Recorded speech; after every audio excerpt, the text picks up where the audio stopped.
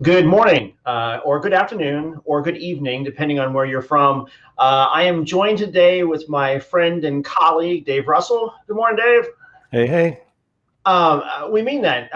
No matter where you are in the world, we love hearing from each and every person who's on. We're getting roughly 1,000 views in these first hours, so please pile on to the LinkedIn thread. Tell us where you're from, and our goal is to kind of share some experience with you and some perspectives, not necessarily from Veeam, as far as what's going on in data protection and the IT world.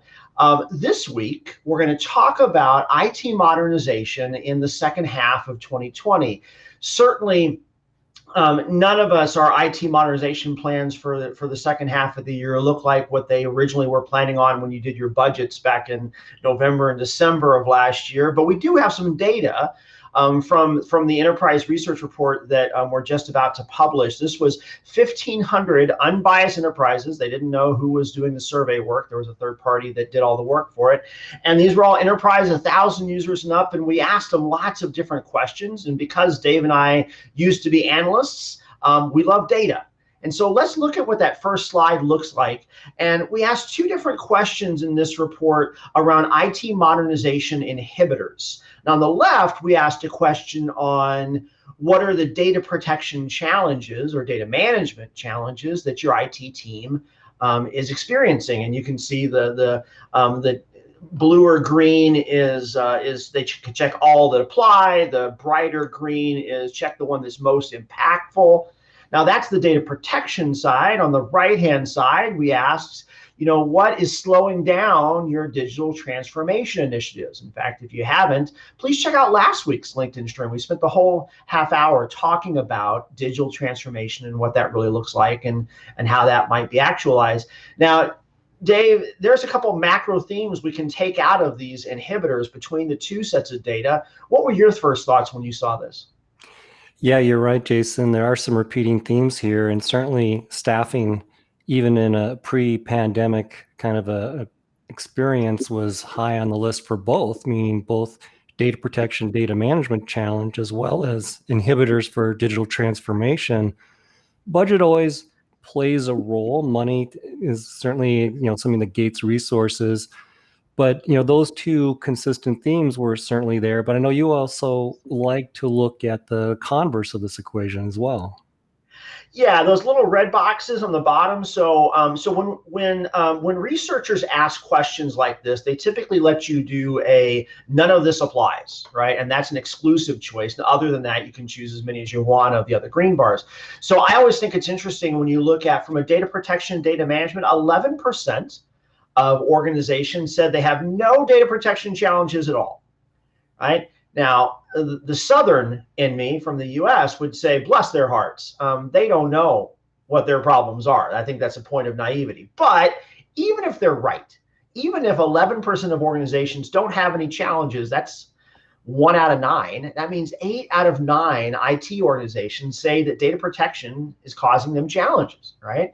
You can make the same case on the right-hand side. I think that's 16% said that nothing is holding back their digital transformation. That'd be 1 out of 6, right? So that means 5 out of 6 organizations recognize that there are hindrances to their digital transformation. And just going back to what you said, Dave, it's if you were to look at the converse of lack of staff and lack of budget and lack of modern resources, you could make the argument then if staffing wasn't an issue, if you were spending less time managing backups, right?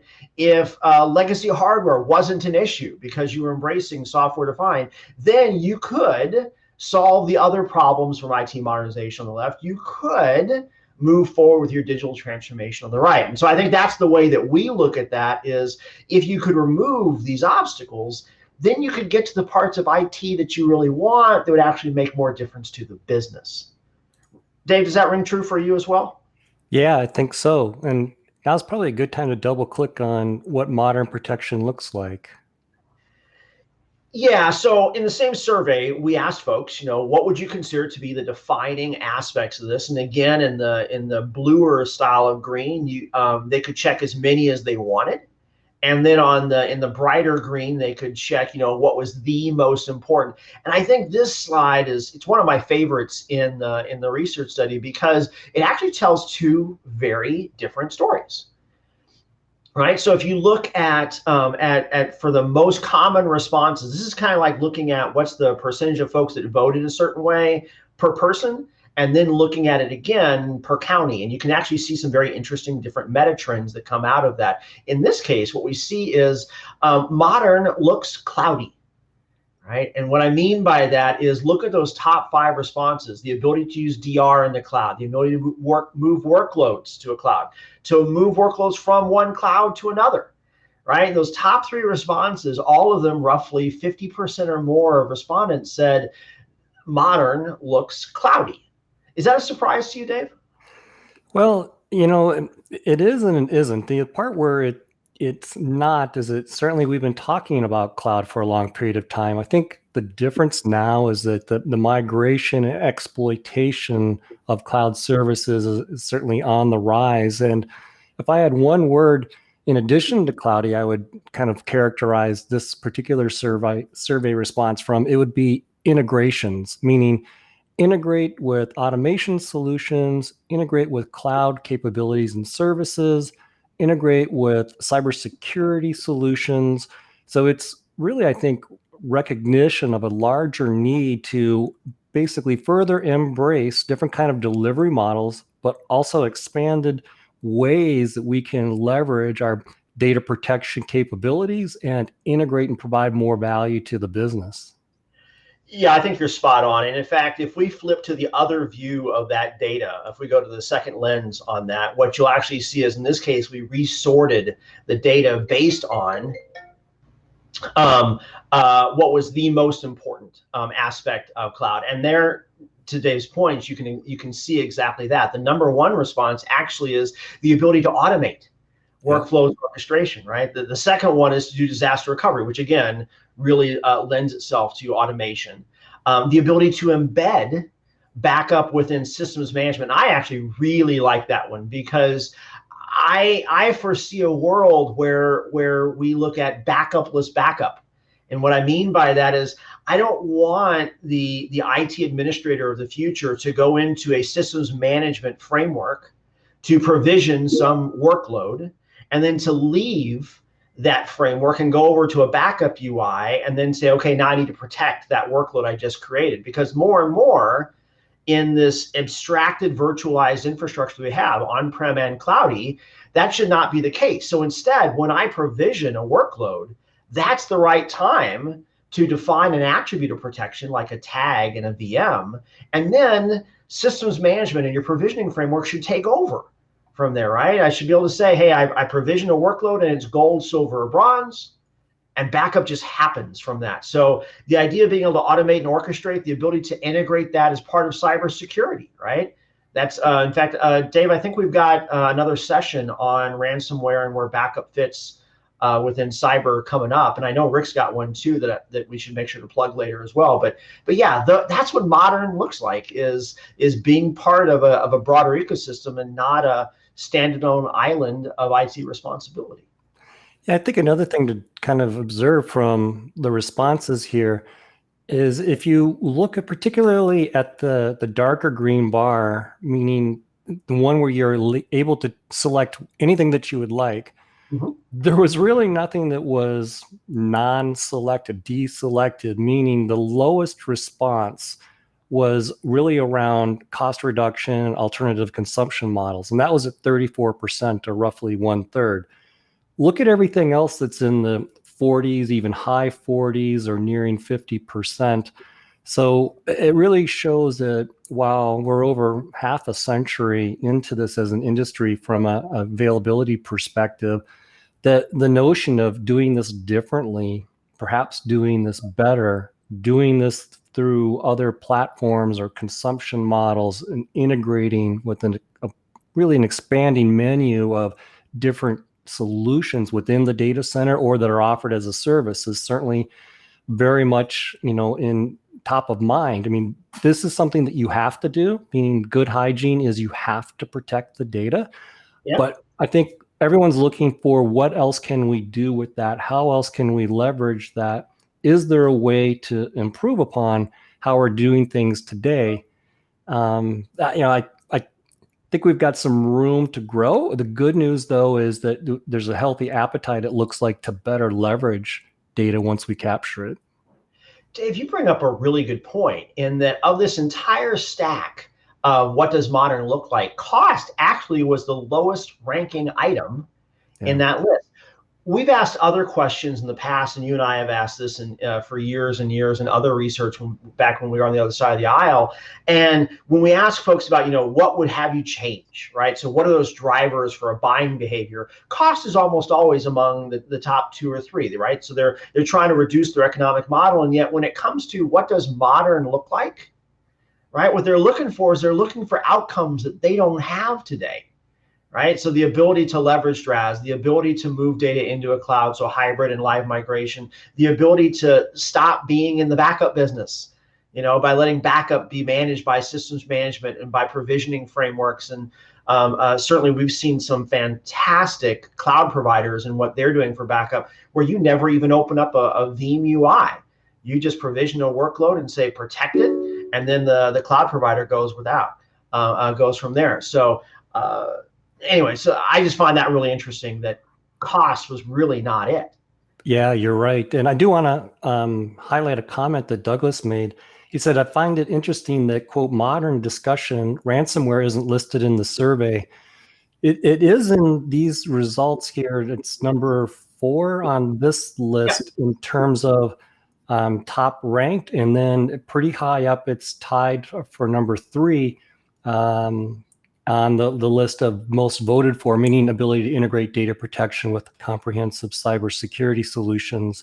We'll tell you that when we asked on this same survey, what was the top concern you had as a data, not even data protection professional, but an IT perspective, the top concern was cyber.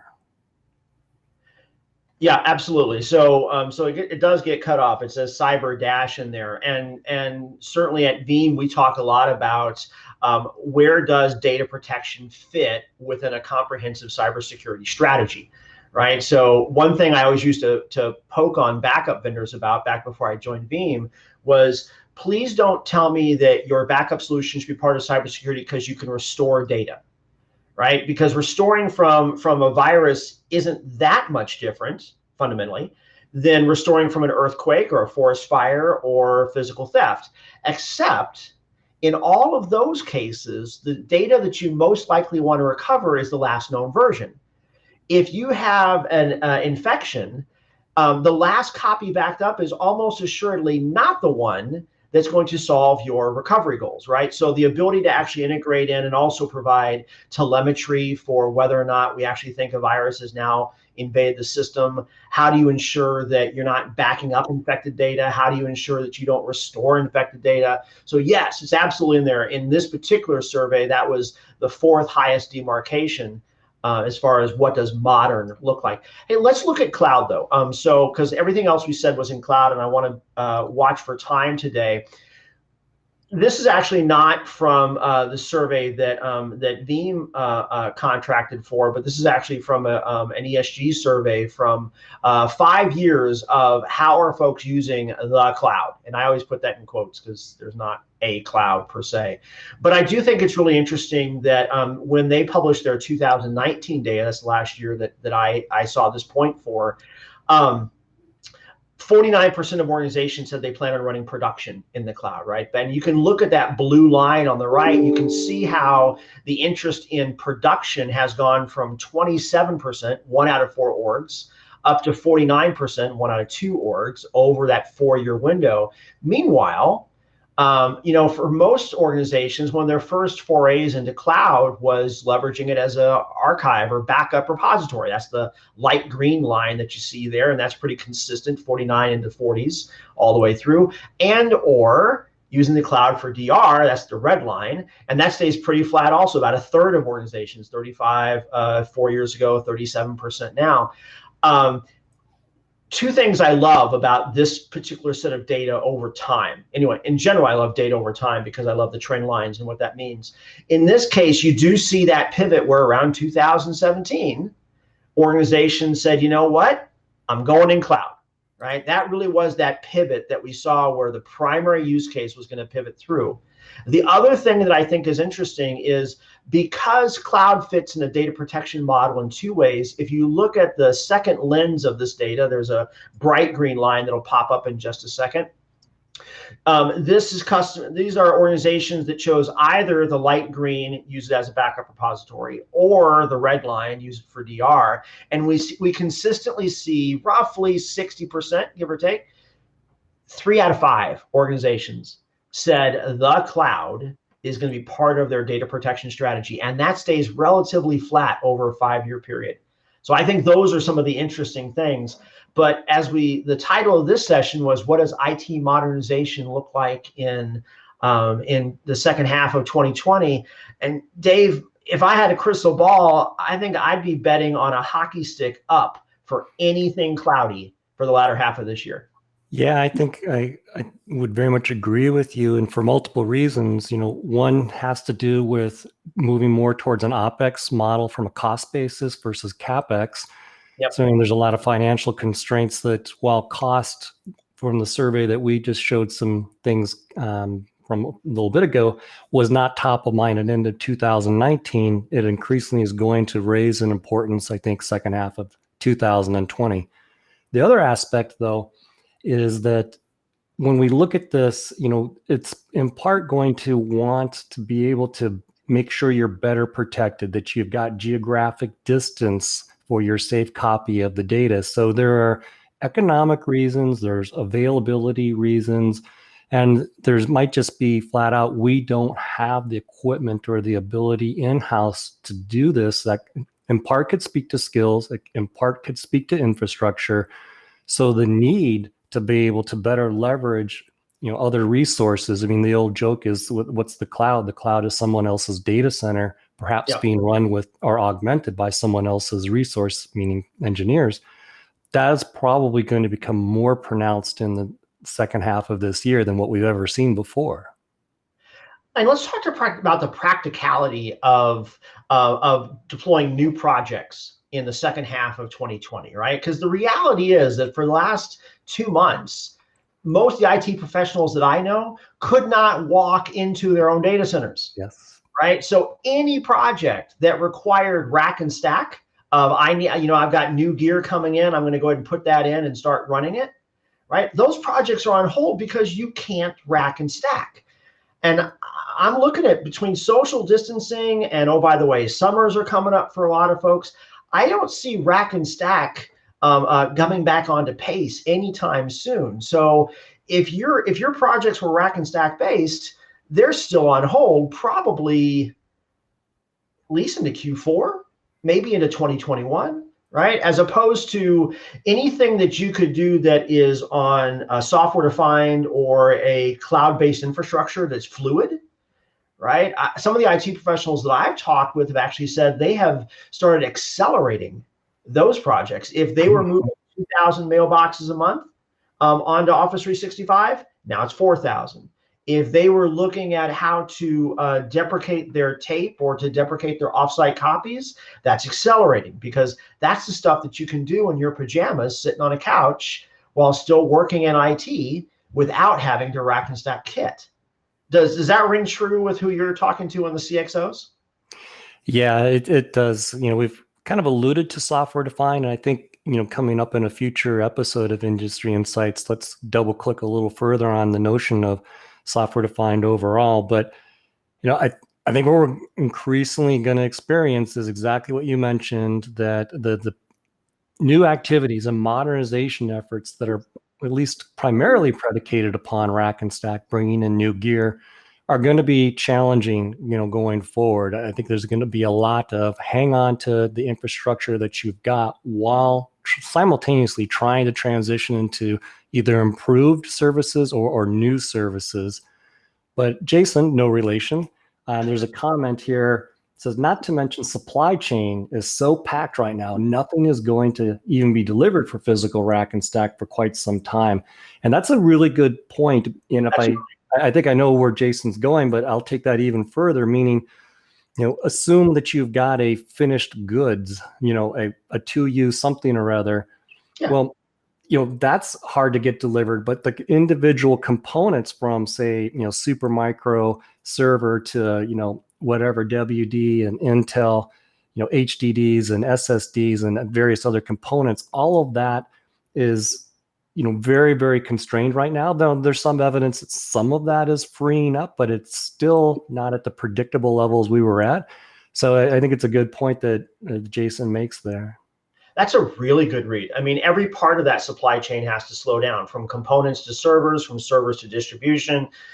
Even when it makes it to your dock, which week are those folks in the dock going to be raising it up to your floor? And then you've got to go in and rack and stack it, versus raise up that credit card, stand up an Azure kit, stand up an AWS kit, and start moving on what else you're doing. So I think there's some really interesting points there.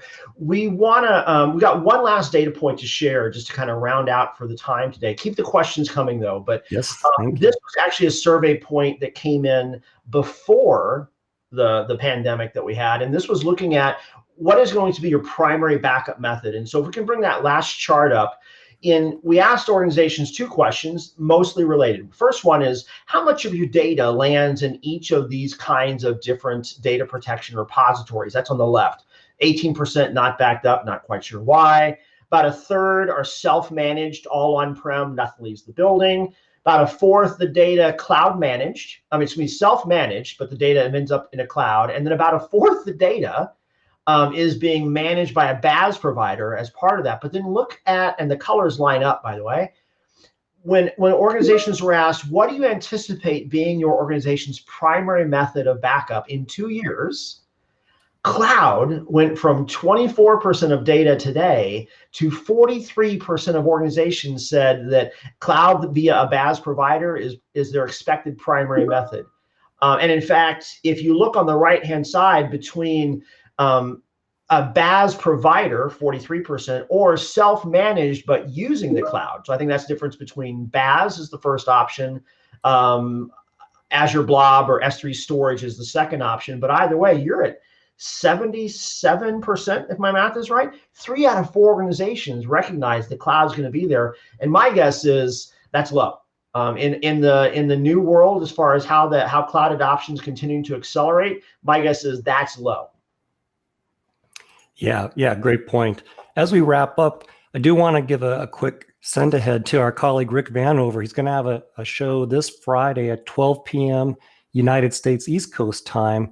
It's very topical. Rick is going to comment on, with working from home having changed where data is created, the need for endpoint backup and being a critical part of your personal as well as your business protection plan has only increased dramatically. Rick's going to unpack that this Friday, 12 p.m. U.S. Eastern.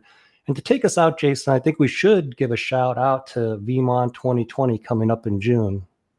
Yeah, if you're enjoying the talks that we're doing, also the ones that our product strategy colleagues are doing midweek as well, please join us on June 17th and 18th.